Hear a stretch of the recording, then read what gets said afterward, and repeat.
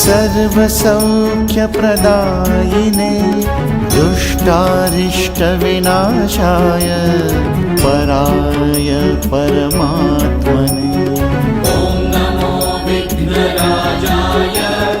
सर्वसौख्यप्रदायिने दुष्टारिष्टविनाशाय पराय परमात्मने लम्बोदरं महावीरं नागायाज्ञोपशोभिताम् अर्धचन्द्रधर्मदेवं विघ्नव्यूहविनाशनम्